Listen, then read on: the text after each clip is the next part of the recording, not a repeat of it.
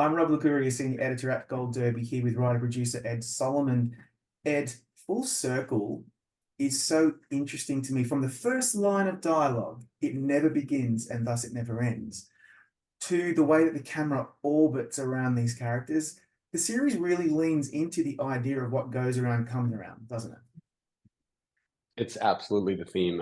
I was originally trying to think about what would happen if somebody got sort of if this event happened that completely disrupted somebody's life and they see themselves as a victim and they are a victim, but gradually start to realize it was something from their past that they were involved with that's just kind of slowly making its way back into their life. Because I've been thinking about this concept of, a world community, a global community. And I was thinking about how um, we do these little actions that we don't think affect other people. And I started thinking, I was really ruminating a lot on this notion of, how almost everything we do has an effect on someone somewhere else. And I thought, what would happen if you did a story where you start to tell the story of people trying to figure out who's responsible for something, and just gradually, you were talking about the circling camera, just gradually the camera kind of returns to that person, and Mm. they have to think about an action they took that they didn't even think about oh so many years ago, and just see it as it slowly makes its way around the globe. So that's what I've been thinking about, actually. Yeah, and I mean the show's called Full Circle. That line is the first line of dialogue. And I was expecting there to be a lot of handheld camera movement. It's a Steven Soderbergh production as well. He directed all 6 episodes, and I just love how immersive that made it feel. There's a lot of references to circles. There's imagery. Did you ever feel like you had to sometimes pare that back, or were you happy to just kind of really go for it and just let the audience go along for the journey? Because for the first half an hour of the first episode, I'm still wondering what's going to happen. And I started noticing this, but I was still trying to work out who the different families were, who are these Guyanese people, and who are the white upper middle class people, and how do they relate? Well, in general, everything I do, the way I work is I tend to like fill a room full of ideas, truly, literally on whiteboards. So when you said, "Do I had to pare stuff back?" Yeah, I always have to pare stuff back. But when I started thinking about the notion of full circle, that led to other circles, and the notion of the circle as a kind of, I know in a lot of various cultures, the the circle as a container of magic, or the circle as a container of uh, bad fate or whatever. Um, I uh, so I started to sort of build on that notion, and then develop it, and then as you were saying, we sort of start the story with several different people kind of making their converging on this part of Manhattan, and I have the key with something like that is, how do you keep people interested in this part and this part and this part, hoping or knowing that they're going to have the faith to go, these are going to all converge somehow. And I think if you you watch all 6 episodes, what you start to see is just, but I won't spoil it for anyone, but you start to see this world just coming all around and converging, and um, hopefully people follow it all the way there. Yeah, because it is quite a labyrinthine plot, and it's a really ambitious screenplay, script, sorry, I should say, teleplay. I'm curious though, you collaborated with Steven Soderbergh, Oscar winner, inspired by Akira Kurosawa's High and Low. Um, how did this all start? Like, how did you just make a phone call to Steven? You've worked with him before, and said, "Hey, I've got an idea. Let's do this." Steve and I were working on the show, which was also on HBO, called Mosaic, and that was originally written completely as a branching narrative. He and I had this notion of doing fully, I don't know what you would call it, like a fully subjective Mm. point of view story about Like, a, choose a your own mystery, adventure. a murder in a Yeah, small town.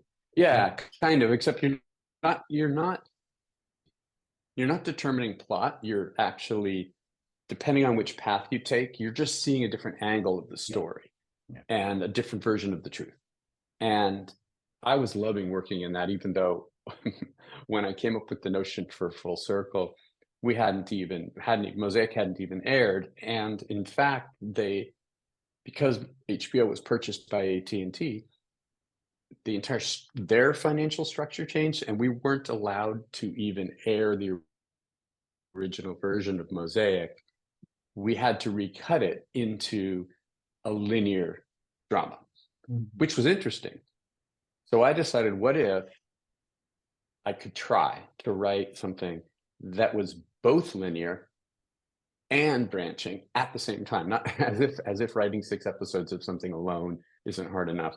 So we were in the middle of Mosaic, and I started to get this notion, because I wanted, as I was saying before, I wanted to do something about a crime that sort of explodes out of people's lives, and then go into that crime and see all the different people affected by it from all these different angles. And then I thought about High and Low, and I thought, oh yeah, that would be a really cool, like, I was like, that would be an awesome way to sort of start on something, which is, maybe that would be a cool crime, but then take it from there, the idea of a kidnapping that gets screwed up, because I'd always really liked that idea, but I had a very different take on it, which is what would happen if a kidnapping gets screwed up. They get the wrong person, and then you realize that the person who has to actually save this child, if they do save this child, it will actually expose something that will destroy his own life. And what's the complexities of that character? And so that was leading on what became the Timothy Oliphant character, was sort of on that journey.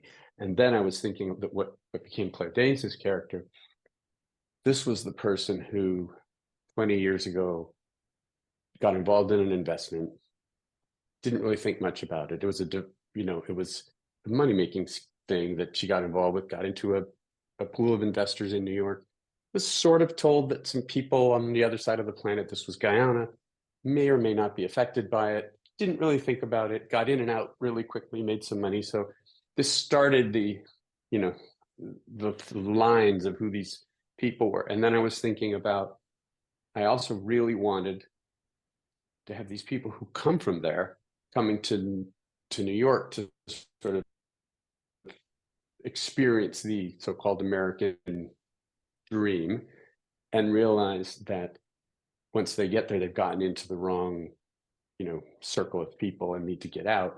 Because what I was trying to do was come up with a story where, from no matter what angle you watched it, you had protagonists that were someone else's antagonists, no matter what. The old trope, every villain is the hero of their own story.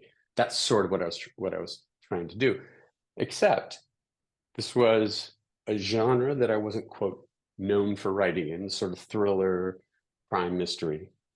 Although I had subsequently now I've done No Sudden Move and Mosaic, and now this. So it's a genre I love watching, but wasn't really ever hired to write. So it's a genre that I wasn't, quote unquote, known for. And it was a medium that didn't quite exist yet, this whole branching thing. So I wrote it on spec. I started it when we were finishing Mosaic. It took me a bunch of years. It ended up being about almost 600 pages, 586 pages. And I just kept writing it because I thought I don't think we'll be able to set this up anywhere, but I'm really intrigued with it. And I really want to take that risk. And then at a certain point, I said to Stephen, hey, I've got about 300 pages. And he said, oh, can I read it? And he read it. And he's like, oh, this is, he said really nice things. And then he said, let's do this. But he was going to produce it, I figured. And we were going to look for a director, but then he went off to direct another movie. And then we did No Sudden Move. And then at the end of No Sudden Move, I was like, hey, I had finished the script, and I was like, we should talk about who's going to direct it. And he's like, oh, I am. I was like, oh, that's great then. And that's how we had it. Wow. Yeah. I was like, oh, thanks. It's good to know. I'll take it. Yeah, absolutely. Yeah. That fascinates me. I'll tell you what, though, the moment that hooked me like a kid in a candy store was when Jared walks back into the apartment and we realize another kid who we learn is Nikki has been taken in this botched kidnapping. And then the whole Sophie's Choice dilemma starts to unravel. Did you ever want to reveal the bait and switch like that? Did that come to you pretty early on? Really early on, I thought it would one of my first, again, just the first episode, so I don't think I'm spoiling anything here, No. but one of the first things that pulled me is, well, first of all, I wanted it to really feel pulpy, and I wanted it to feel like if it were a book, it would be a page turner, you know. So I really love the idea that you're with these kidnappers who think they're kidnapping someone. You're with the family whose kid is sneaking out to have a little meeting with somebody, and you see the kidnapping. You don't really know you don't really realize that these two people who were meeting up got switched for a variety of reasons that you see in the story. And I loved setting up all that tension of, oh my God, our son is missing. What are we going to do? How are we, we have a limited amount of time to get him. And then the son walks in and you're like, what the hell is happening? And then they think, okay, everything is over. And then we would hopefully think as the viewer, thank God everything is over. And then they get another call going, where the hell are you? What are you doing? We're running out of time. And they're like, we still have what? Who do you have? What are you talking about? And then you sort of see the look on Timothy Oliphant's face, who's the father of Jared, the boy who comes home going, oh shit, I think I know what this is about. And then you continue to follow what's happening. Yeah. And like the first episode really works because, Kristen comes back and she's devastated that she's let the kid slip under her through her fingers. And Claire Danes' character locks her in the room like because she can't deal with her mother right now, and suddenly the tension then just really ramps up, and I'm in that tension too. Those of us who have kids are totally in the moment. Then he walks in, and then of course we learn in subsequent episodes that they've got to keep this ruse going, and if they don't, of course, then there's going to be other ramifications. So I'm curious then, that choice, that moral dilemma is something that I think that you are really good at, right? You've done that in other work that you've done in the past. Is that a space that you feel comfortable in, writing uncomfortable things where people are doing maybe bad things because they feel like they have no choice? Appreciate that observation. I really love to explore characters who have sort of an ostensible motivation for things, but actually have a deeper underlying motivation. And sometimes, especially in modern film or film since mid 80s, movies have evolved to a place where it's very tough unless you're doing specific type of independent film and a rare studio film, but rare. It's really tough to explore characters that have any conflicting points of view, emotional states, or intention, all that. So that's what I love about the sort of expanded television format and how television has evolved, the limited series format in particular, where you can approach performative fiction, narrative fiction, as though you were approaching a novel, where people have really complicated intentions, which is what we all as human beings have. So that just became much more interesting for me. It's just more, it feels more real, it feels more human, it's more, there's more to be interested in because characters start to reveal themselves as they're going forward in ways that surprise you, because I personally believe that's what we're watching things for, is to project ourselves onto other human beings, watch their journeys, and then see ourselves, parts of ourselves in it, or aspire to be some whatever. But Yeah, as movies became more like, oh, sorry, go ahead. No, you're right. It's either aspirational or it's empathy. It's something. It's just being able to feel something. Right? That's for me. Ultimately, that's why we love watching film and TV. So, I mean, And I that's think also no because pressure. I tend to not feel things in black and white. Like movies have many movies have become like anthems you can kind of hum along to even if you don't know the words. This is going to happen now. Now this is going to happen. Now this is going to happen. And then you even know audiences are so sophisticated now. They even know when they're going to be surprised. They know even how they're going to be surprised. Then they know they're not even going to be surprised in the way they think they're going to be surprised because this has happened there and this has happened there. So and because I tend to not be so clear, as you might be able to tell in my thoughts, I tend to think of multiple things at one time. Yeah. I want my characters to think multiple things at one time and feel. It's the only way I can write. I wouldn't even say I want them to. I'd say I probably would like them to think in more linear, simple ways, but I just can't do it myself. But I mean, a really basic question would have been, you've written so many great comedic films with comic undertones, like the Bill and Ted films, Men in Black. Even Now You See Me 1 and 2, it can be quite funny and satirical. But the more complicated question is, but of course you're able to write something like this, which is more serious, because we're all like that, aren't we? Aren't we supposed to be multidimensional? I appreciate what you said about the early those, and I feel like your characters start as memories about the earlier funny work. I really do appreciate that, and I would love to write a big good fun comedy or a big good fun thriller movie as well. Those are fun, but I think for me the transition came because I mean, if I'm being really honest, I want to be in this for a long time. I want to make sure that I'm writing things that are interesting, and I don't want to be one of those.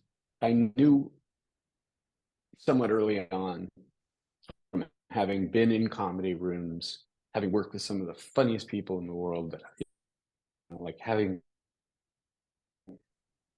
witnessed what they can really do, that I, as a comedy writer, have my own limits, and that as I get older, those limits are going to essentially close in on me.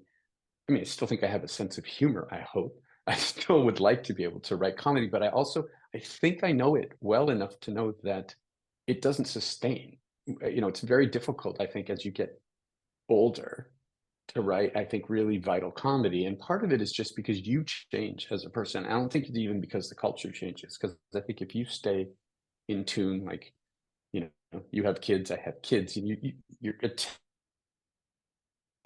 pay attention to your kids, you see their world, their friends, their culture. I don't think it's about losing track of culture. I actually think there's something about writing comedy that requires a youthful energy, in my mind, that requires a kind of almost a sort of heightened, almost agitated state. I think as you get older, you realize you start to change, the world change, you start to see the world in a more nuanced way, a deeper way. You start to see the deeper colors, to me, the darker colors, the darker tones. And that's just, I knew that I was heading in that direction as a human being. So I said to myself, sort of mid-career, I need to grow my skills, and I need to start to write toward what I'm interested in watching, as we were talking about before. And I sat down with my agents, actually. It's quite a while ago. It was actually 2 strikes ago. I sat down with my agents and I said something. I said,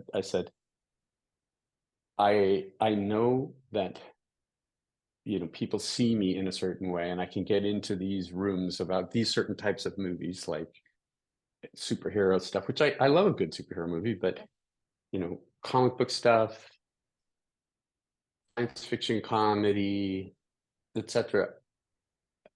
But I want to do this forever. And that means I need to get into rooms that you guys wouldn't normally get me into, which means, you develop a quote, right? You develop a fee. I'm talking, as a writer, and the more you get made, your fee can go up. And I said, I need to cut my quote by 80%. And I could see my agent's eyes just gloss over. I need to, be able, I know. By the way, one of these agents truly never saw again. Quite literally. Not only did I never see him, he's so lost interest that I was at a screening of a friend's film who he represents, and he had sat next to me and didn't recognize me. I had to say, it's Solomon. And he's like, oh my God, I'm so sorry. But yeah, I sat with you. You were, he was to his in his defense, he had just signed me, so I didn't he didn't know me that well. But when he signed me, he was all excited about a certain type of writing that he assumed I was going to do, and I was like, I'm going to try this for a while so that I can grow, and I'm going to make mistakes. And I'm sitting in this room with this new agent, and like, I'm going to make mistakes. I'm going to try. I'm going to fail. I'm going to fall on my face. I'm going to work for less money. I'm going to work really hard because I want to have longevity.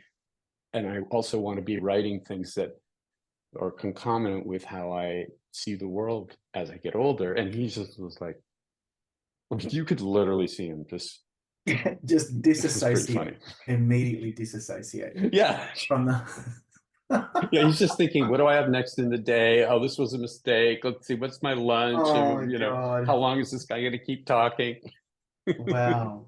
Well, look, pardon the pun, but it feels like you've come kind of full circle, because if not for that vision, and and for the tenacity for you to try something different, and to lean in to something like this, we wouldn't have had this amazing story. And on that note, Ed, thank you so much for your time today, and congrats on some beautiful work. It's a really compelling, gripping 6-part series. Everyone go and watch it on HBO right now. Thank you. I really appreciate it. Thank you so much for having me on. Really appreciate it.